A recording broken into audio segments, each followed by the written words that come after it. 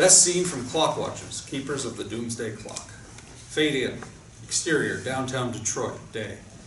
The green giant statue, the spirit of Detroit, holds the golden sun in his left hand and smiles down on a golden man, woman, and baby in his right hand as God would.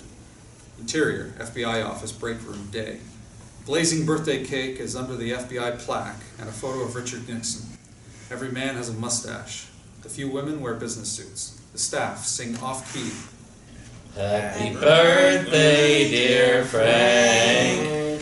Happy birthday to you. Close on the cake. 26 small candles ring the top. 2 large 2 and 5 candles are in the center. The icing reads, Happy birthday, Frank. Franklin Alice Ponder, 25, senior agent, blows out most of the candles and must blow 2 more times to snuff them all. The staff chuckles. He smiles weakly. Einstein, speech. Frank silences them with upraised hands. He is average height and weight with brown hair, mustache, and sideburns. He wears a gray suit and black Oxfords. He'd be blind without his thick black framed glasses, which magnify his brown eyes to $half size. He spits his mint into a napkin. He'd rather put his hand in a box of spiders than speak. He trembles and opens his mouth. Thanks, everyone. Good job, everybody. Okay, that's it. Frank smiles weakly. The staff applaud and laugh. He receives loving but hard back slaps. The director, 50, silences them. He's a clean-cut G-man, yet sports a neat mustache and sideburns. He cuts the celebration short. Good. Brief and sweet. Late night on Hoffa, folks. You know what's expected. No leaks, no plumbers. You asked about Nixon's speech at 9. It's the end of our work on Watergate, so yes, we'll watch. Okay, hit it. Interior, FBI office, night. The staff gather in front of a TV on one of those tall carts. Frank stands away in his cubicle to watch Nixon. To have served in this office is to have felt a very personal sense of kinship with each and every American. And leaving it, I do so with this prayer. May God's grace be with you in all the days ahead. They applaud and high-five. The staff laugh and outdo one another with escalating profanity towards Nixon. Screw you! Liar! Crook! Loser! Drunk! Big fucker! War criminal! Pile of shit! Sack of crap! Frank smiles, shakes his head, and sits to work. The clock speeds from 9 to 11. He's the last to leave and turns off the lights. Exterior, Federal Building, night.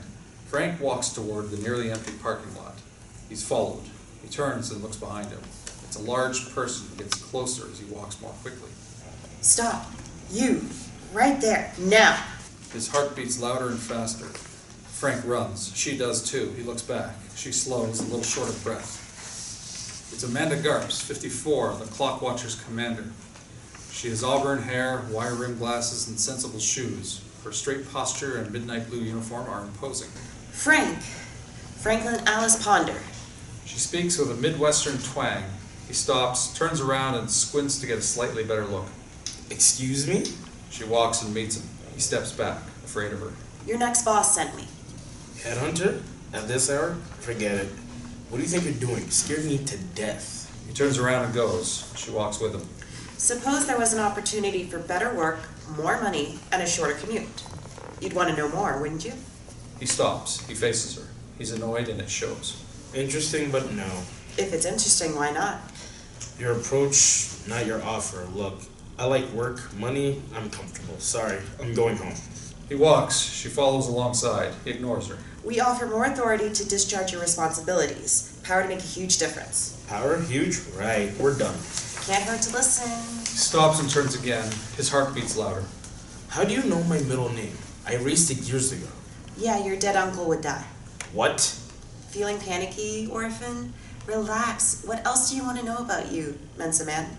You Secret Service? CIA? NSA? How long is this commute? The sound of his heartbeat morphs into a ticking clock. Exterior, deep space, night. A narrator who knows the truth and has a voice like Walter Cronkite on steroids tells it like it is. Who knows the secret of life? Who alone has peeled back the facade of reality? Who has looked annihilation in the eye? Who indeed, you ask?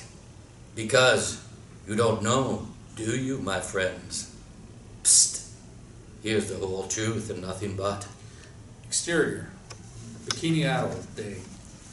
The narrator is very concerned and sounds it.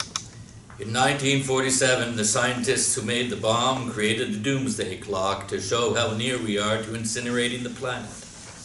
If the Doomsday Clock strikes midnight, it means, uh-oh, oops. Kaboom! A hydrogen bomb explodes. A loud rumbling blast wave rolls in. A huge mushroom cloud fills the view. Exterior, Area 51, Nevada desert, night. The following is as bizarre to him as it is to the listeners. They investigated the Roswell Area 51 alien crash landing. Their discovery was beyond alarming. Flying saucer hits the ground with a boom and a fireball. 4 soldiers smoking cigarettes pull 2 injured aliens from the wreckage.